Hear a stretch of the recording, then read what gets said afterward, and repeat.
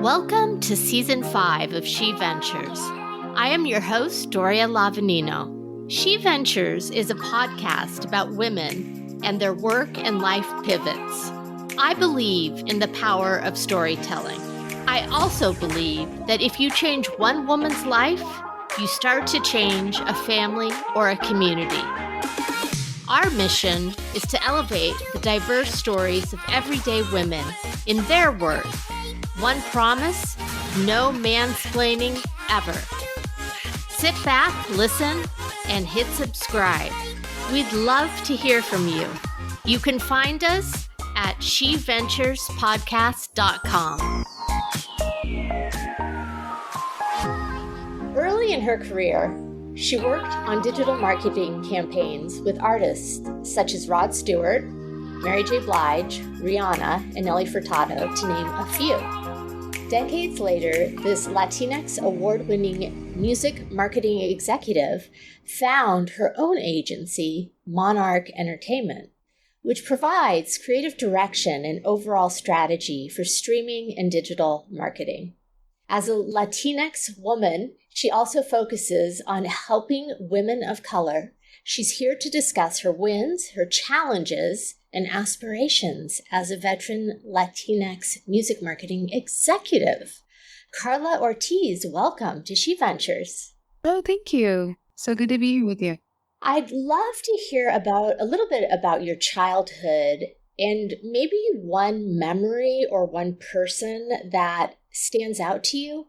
I grew up here in Los Angeles, in the city of Norwalk, to be exact, which is not far from Compton and is not far from downtown. I had a wonderful childhood with two Latino parents. My mom is from Mexico and my dad is from Puerto Rico. I have two awesome older brothers. And I used to have a great time hanging out on the front porch, watching my brother play basketball with the basketball hoop that we had in our front yard, and always trying to aspire to be like him and, make it in the net every time, if you will. It reminds me of being in Brooklyn now, but having grown up on the West Coast, I do miss the basketball hoop in the drive. Even having a driveway is a luxury in Brooklyn. So very nice. You were a double major in college with communications and sociology. How did you decide you wanted to go into marketing? How did that happen?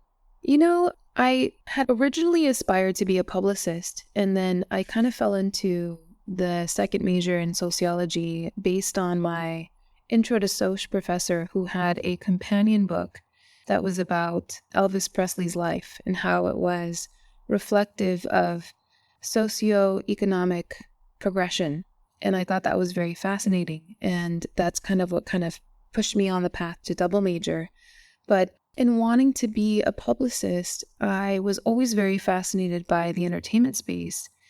And in having a few guest speakers come in, I began, to get very curious about the touring world and the video and videography world and the overall music space, if you will. And I ended up actually researching at the Career Planning and Placement Center at Cal State Fullerton and found a internship opportunity with Universal Music. And that's really what kind of pushed me in that direction. But I had already been interning with Ryan Seacrest on the morning show at Kiss FM. Wow. I knew I was drawn to the music space and very fascinated at the time where he was, regularly getting ready at 6 a.m. for American Idol while we were also planning and plotting for the morning show and all of its wonder. But it was really the internship at Universal that really propelled me to really want to get into marketing and understanding the nuances of what marketing was.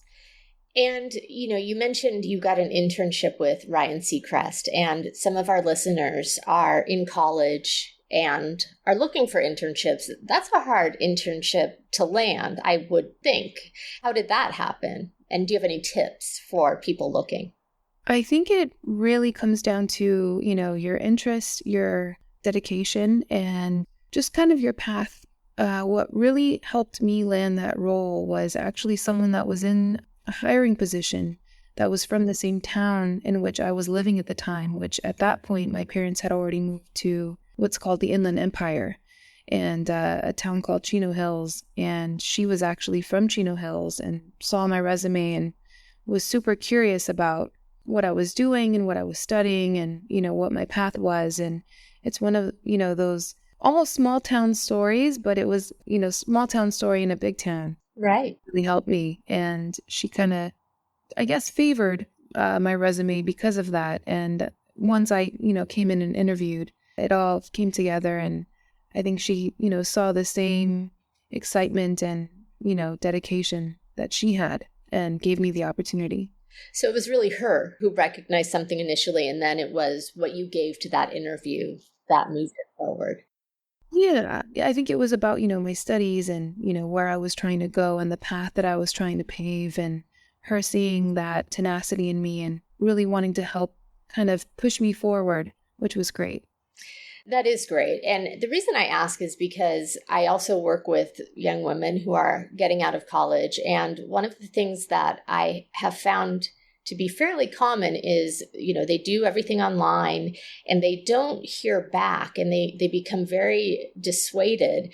And so I was curious if you had any tips for them. For example, I say, if you're looking at a job, look at not only the job, but like who can you actually find there that you may have something in common with? And I think it's so much about the strategy behind things.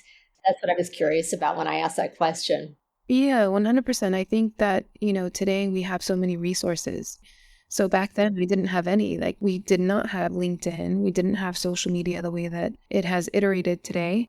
So I think that you have to really tap into LinkedIn, who you're connected to, and even beyond who you're connected to, and just send that, cold solicitation and that greeting and that initial intro about who you are and what you're trying to achieve and what you can help provide them. Yes. That they may not have or that they may have a need for. Outside of that, I think actually honing in on social media contacts and identifying if the hiring manager or other folks at the company or on Instagram or Facebook, and trying to connect with them there, and again explaining your story and establishing that initial direct contact. I love what you said about telling them what you can do for them, because I think oftentimes people want to amplify their own skills, and sure, that's important, but really it's more helpful, I think, many times and maybe it's more artful if you can also then kind of show how you can get them there, but really focus on how you can help them get where they want to go. Yes, I think understanding the overall mission and the overall goal and it's not always entirely clear what their goal is, but having somewhat of an understanding of what they're maybe trying to achieve is extremely important, because it's different if someone comes to me and says, hey, I'd like to work in the music business and I'd love to work with the artists that you're working with, versus, hey, I specialize in social media and I have successfully helped grow 3 profiles and I'd love to help contribute to what you're doing and show you what I've learned. That's a very different conversation and a very different message. And I think being able to, amplify, even if you're, still new and green and, just want to say, hey, I'm a self-starter. I'm very dedicated to what I do. I'm on time. I'm a good listener, et cetera. Those things go a long way if you want to get started. And maybe there's an administrative role or something like that where you can get your feet wet and, learn and, be a fly on the wall, if you will, to see what kind of transpires in the business on a day-to-day basis. I love that. It's great advice.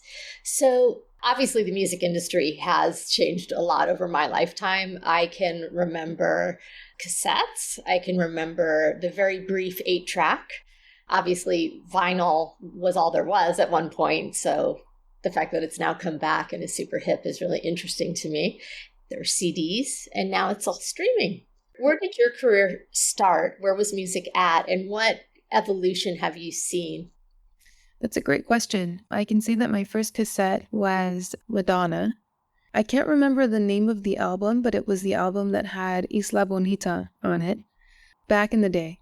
And I remember, recording various radio DJ sessions on cassette because I wanted to make sure I had them.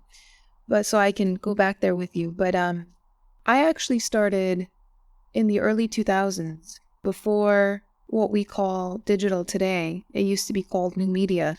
And my first internship at Universal was actually a part of a department called NetReach, a part of the new media division. Mm-hmm.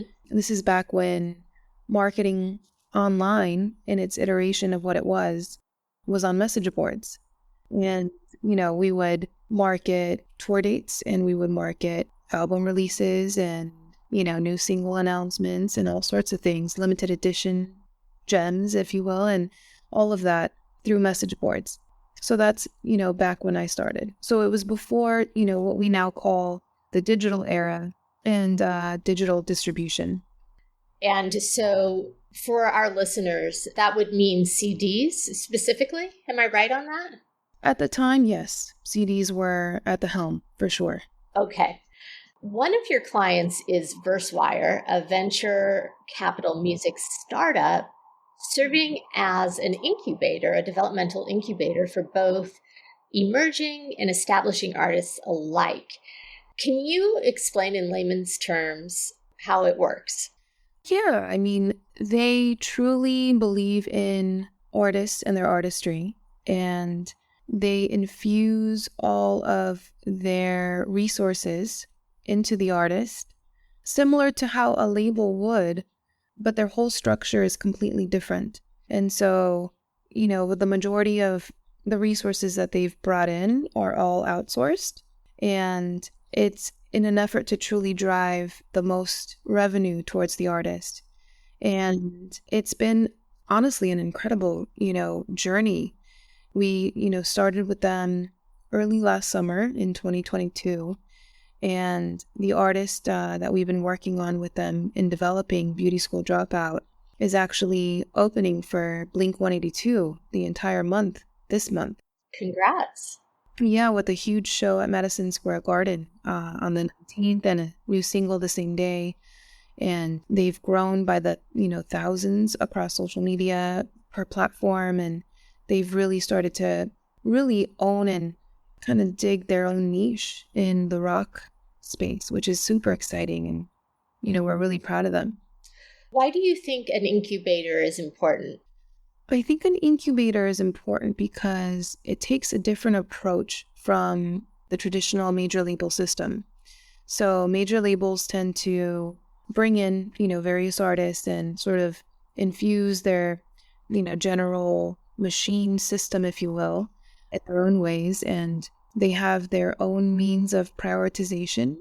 But when you have an incubator that is a lot more honed in and a lot more focused, you have pretty much laser eyes on the artist, on the project, on every aspect of what they're doing. And I feel like there is nothing that goes awry and there's nothing that goes, missed. And therefore, it essentially helps set them up for success top to bottom versus in a shorter amount of time versus, within a major label system. And you had mentioned that the artist also gets a larger percentage. Are you able to talk at all about what the percentages are in the industry? I know it's a very controversial topic, or at least I gathered from watching. This is all I know. There was a show on, I think, Netflix about Spotify's founder and just how that really changed how artists were compensated, not necessarily for the better initially. I don't know now. Curious of your perspective. It's difficult to really speak on the percentages because they're all different. Right. Even from a distribution standpoint, every distribution deal differs depending on the length of time, the amount of content that you're delivering, your popularity, your social currency at the time. All of it weighs in. So all of that impacts at the time, your going rate or your market value. So it's very difficult to say what that looks like. It's very different for every artist. Today, tomorrow, next week, it's very different. And probably what they're able to negotiate, I would imagine. Correct. Hopefully you have a great, manager and a solid attorney and you can make magic happen. Magic is a good thing. How do you approach creative direction and strategy for streaming and digital marketing campaigns? And what do you think are the most effective ways to reach and engage audiences in today's landscape? Our common approach at Monarch is really about identifying what your top 3 goals are. Every artist to that point has different successes that they're coming to the table with. And in some instances, they've had none because they're just getting started. So it's really a matter of figuring out what does success look like for each individual artist and what do the next 6 to 12 months look like for them and the next, 3 years. What does coming to fruition look like and how do they define that? So that's kind of where we start out. And, in the music business, it's really a matter of a few core platforms. So it's Spotify, it's YouTube, it's Instagram, and it's TikTok. And that's not to say that that's all that matters, but those are, I would say, like the core 4 in terms of making sure that you're buttoned up in terms of your perception and the optics of how you're presented, and then figuring out how to maximize the consumption of what content you're publishing there. And that's sort of where the conversation starts. And, figuring out what the audio is going to pan out to be, and then what does the video companion look like to support that audio. It's much more difficult, I think, than people realize. Oh, yeah. And that's part of why, I ventured out and started Monarch. It's truly about wanting to empower artists that have, a real affinity for what they do and a real sense of dedication and passion for their creativity. And so they tend to have their own magic and creative vision behind what they're, bringing to market. And then we tend to help amplify or extend and create tentacles around what they're already cultivating. Talk to me about the pivot from, major music labels to eventually entrepreneurship and being the head of your own company. Yeah, so pivoting has been a big part of my career. I, again, was at Universal for 11 years. And towards the end of that term, I realized that there wasn't a whole lot of flexibility in terms of moving around and shifting roles. I had kind of seen most of what there is to see, and there were a lot of rules and guidelines and regulations, especially being a part of a huge entity like that, which limited, especially in the digital space, what we could do. And that was something I was not too thrilled about. So I decided to part for a little bit, and I went to work for a CPG brand and ran digital for them, where I had a bit more flexibility and it was a completely different space. I ran global social media strategy and really integrated myself in influencer marketing and truly loved what I learned. I learned a tremendous amount and realized there was so much going on in the brand space that wasn't yet happening in the music space that I wanted to bring that back and infuse it into music. And so I decided to come back to music, and I joined an indie distributor, but at the time was really focused on video distribution and hadn't yet powered their audio distribution capabilities. And I was able to help propel that, and then started their artist marketing division. And getting into that phase and into the indie space within that scope, I really learned how much freedom and how much flexibility there was and how much hunger there was to learn and how much education there was to provide to artists as it related to the music business overall and these platforms that they were not really aware of in terms of the, ability to maximize their presence and utilize the resources already available to them. And being the head of your company, what would you say in hindsight are 3 things that you've done well and 1 or 2 things that you wish you had done differently? I would say I have selected and identified the right teams and talent to infuse and empower. I have had the ability to identify, what's lacking as it relates to, helping equip them for success and, how to support them, which has been exciting. And I'd say the third thing has been hiring fantastic individuals who are also passionate about the music business and wanting to learn and make a difference in this decade and, in this era.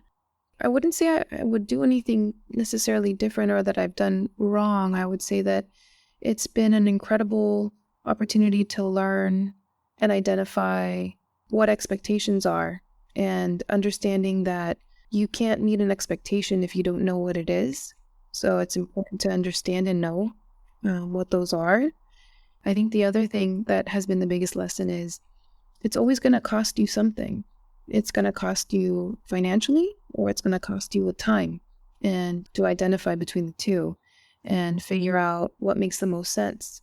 Even if you have all the funds in the world, is it going to make sense to spend or should you spend some time? Right. Because that's so true. There's the opportunity cost of your time. Right. And that's across social media. I mean, with everything. Yes. It makes so much sense. I love what you've said. I did just a little research myself. I'm sure anyone who knows music, these stats are not surprising. So I was curious about women's representation as musicians. And what I found was that men outnumber female musicians 3.6, a little more than 3 to 1. And then I also found that men outpace women in songwriting. The top male writers has 47 credits, and they identified that person as Drake. I'm so unhip. I mean, I know who Drake is, but I didn't know his name was Aubrey Graham. And then the top woman writer has 19 credits. So, and that would be Nicki Minaj. Thoughts? I think that the industry is still antiquated in many ways. I think it's still catching up to what we are living present day. And all of us females in the business are 100% working hard to open those doors, not only, for females, but for multicultural females. And that's something that is extremely challenging in a business that is very heavily run by men, and in many times is called a boys club. And, it's like anything else. It's like the boys club on campus. It's like your brother's group of friends. It's that boys club that is within its own and doesn't really accept others in different ways. So it's been a challenge to kind of break down those doors. How do you think people in the industry can do a better job of supporting or promoting diverse voices, women of color, for example? I mean, it's all of the ways that we have available to us today. It's, job opportunities, it's internship opportunities, it's mentoring, it's enabling voices at conferences, on panels, even just inviting guests to come in and witness or partake in, said event or opportunity. It's there's so many ways to do that. It's really just a matter of being mindful and figuring out what that entry point is and how it makes sense for that person in that role. But it's the mindfulness of it at the core. Do you think there's a greater awareness in mindfulness of it? I think that there's a greater awareness, but that doesn't mean that it means anything or that, it matters to the boys club. So it really does rest on the shoulders of women and probably folks a part of that boys club that are dads of females that understand and know how important it is to nurture women and the importance of providing those entry points and support opportunities. Absolutely. And I'd imagine mentorship as well. 100%. Yeah. I mean, not all, but most of my mentors have been men, and men that have, really helped, provide me not only the knowledge, but the ability to see what it is to work and live in a different capacity than I ever thought. was possible. I mean, I didn't grow up in a wealthy household. You know, it was very middle class, and my parents were always working, and I always hoped and dreamed that one day I'd be able to fulfill my dreams in some capacity. And, that being financially and everything else. And, it took a lot of hard work, but these individuals really helped to show me the pathways in which to make that happen, and helped, equip my mind to be able to see it, to believe it.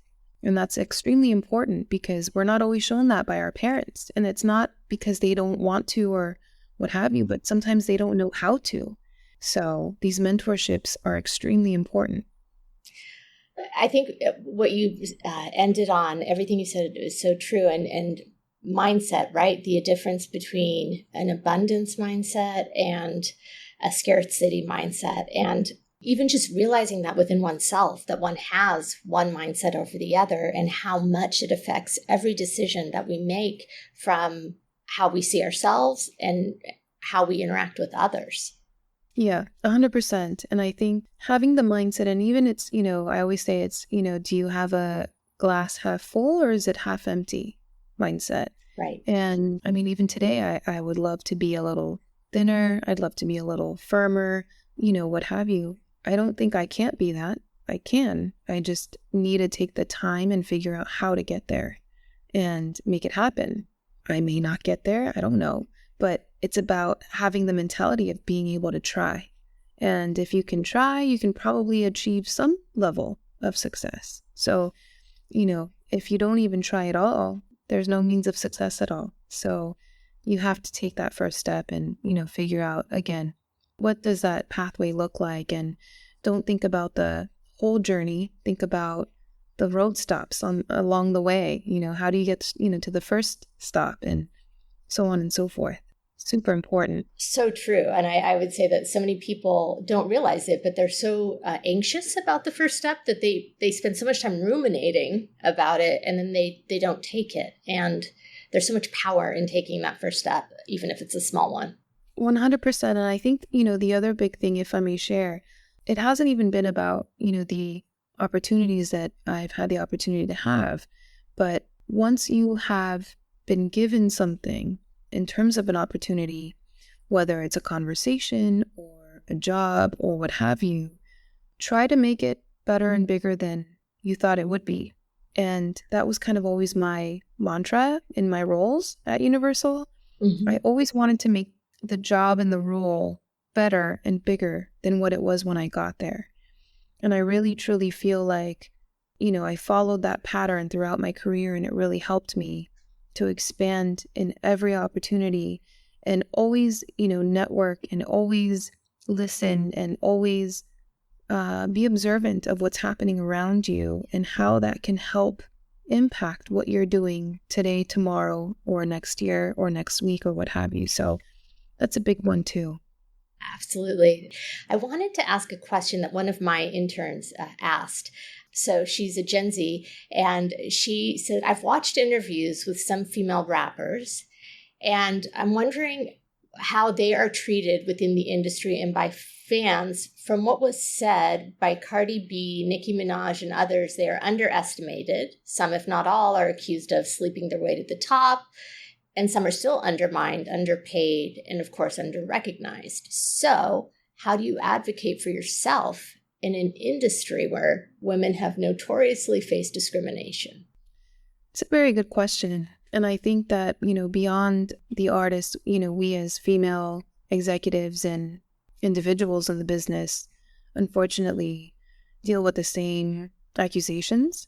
I mean, I've been told or asked, who did you sleep with to get, to this role or to this level or what have you, which I didn't do any of. I think it's about equipping yourself with the right team and understanding the landscape in which you're living in and you're working in. By that, I mean making sure that you have a solid team of women and men that are going to protect you and that are, that have the same vision and that same foresight in terms of the longevity of your career and what's going to make sense and what's going to be positive in terms of influencing the next step in your career. And also being very selective about who you engage with on every level, whether that's as a friend, as family, as, colleagues, and as media, and as fans. You cannot trust everybody. So you have to be very, very selective about who you spend time with. And again, it's going back to that whole financial versus time scenario. It's all an investment in yourself, right? Because it's all of our individual lives. But the same for these artists. They've got to pick and choose who they're selecting to share time with. Yes, that is so true.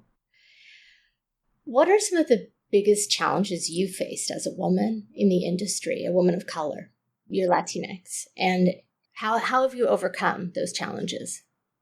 It took me quite some time. I would say in my 20s and early 30s, it took me some time to figure out who to trust. And I was extremely observant about personalities and behaviors and habits. It was along the way a huge struggle in the sense of, a lot of folks assuming that I only catered to Latin music, or that I didn't really have a lot to share because I tend to have a young sounding voice, maybe not now or today, but, most of my career, I had a, very young sounding voice, or I look younger than I am. And so people assume that I'm not very experienced and I'm, the intern in the room or what have you.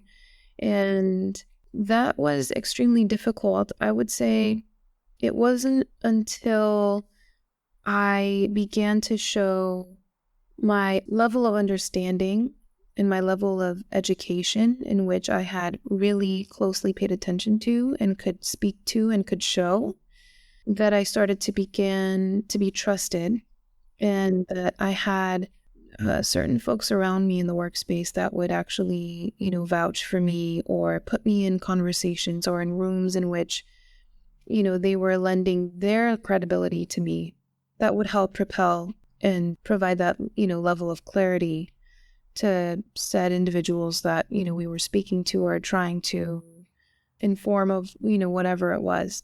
So it really was about having to show, my skill set and my professionalism to really, move forward and advance, which should be the typical thing. But there were definitely different instances in which, I was treated certain ways where I had to overcompensate or over-explain so that there could be a better set of understanding as to, who was informing them and what was going on and how the project was going to move forward, because I was at the helm of it. So a lot of different nuances of situations.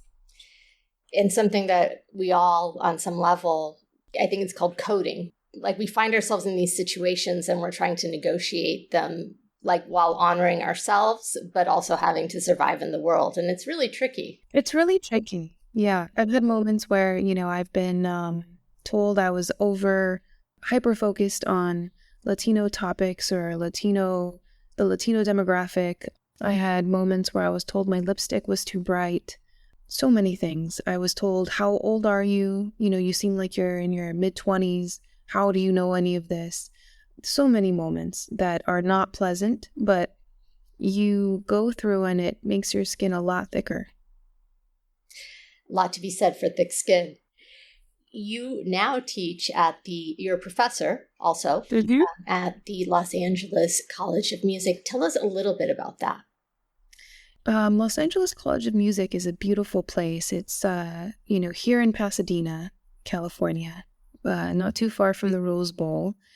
And it's an incredible staff of various professional executives from the music business or that are musicians themselves, and a whole group of aspiring young folks that are really just wanting to learn what it is to be in the music business, that want to be musicians themselves or pop stars or music business executives. And it's been a wonderful, wonderful experience working with them, educating them, talking through their experiences, which I tend to go back and say, who remembers the cassette and who remembers, CDs and who still has a CD and, how do you listen to music, and just kind of, discovering their journeys as it relates to their generation, which has been a lot of fun. I can imagine. If you could take out your crystal ball, what do you see as the future of the music industry, and how do you think it will continue to evolve in the coming years? It's a great question. I think that the music business and the industry is about to see a big shift. I think that entertainment as a whole is going to shift in the sense of not being so siloed in terms of, music sitting here, film sitting here, etc. I think that it will become an all-encompassing entertainment business where you can, choose your dedication or have the ability to have multifaceted capabilities as a entertainer and be able to go to a one-stop destination where they can fulfill and facilitate and promote your music release, as well as your film release, as well as your podcast, as well as whatever else your entertainment heart desires. And I think that will become a new type of entity that we're about to see. That is exciting to think about. As we wrap up, I just have to ask you, who is your favorite artist of all time? Goodness. It's very difficult for me to say that. If I may just list a few, I would have to say Bjork was my first concert, thanks to my brother. But I love Janet Jackson, and I love Kate Renata, and I love Madonna and Gaga, and there are all sorts of artists. I'm very diverse. I love neo soul. So it's hard for me to answer that. Everyone's always like, what's your island album? And I just can't answer that. I can't go to an island with one album. I need many. I had that asked of me once, and I actually could not answer it. I was like, could you maybe ask next time? And they forgot, thank goodness. If your life could be a song, what would it be? Wow. That is such a tough question. I don't know. I would need more time than we have to answer that, but I'm going to think about it and I'm going to send you it. I would love that. We'll put it in the show notes. Yeah, it's a great question. And then lastly, where can our listeners learn more about you and about Monark? MonarkEntertainment.co, C-O, is a great, spot in terms of the website. You can see the team, both Lauren and Will, and our Instagram, which is Monark ENT. Those two spots are the main sources. I would say the website, provides you an overview of what we do and who we've empowered and the team. And the Instagram provides you with a day-to-day sense of who we're working with and what's, coming into market. Thank you so much for taking the time to be on She Ventures. Thank you so much, Doria. You've been wonderful. You've been listening to She Ventures. Like what you heard? You can find us wherever you get your podcasts. Be sure to subscribe and sign up for our newsletter so you never miss a show.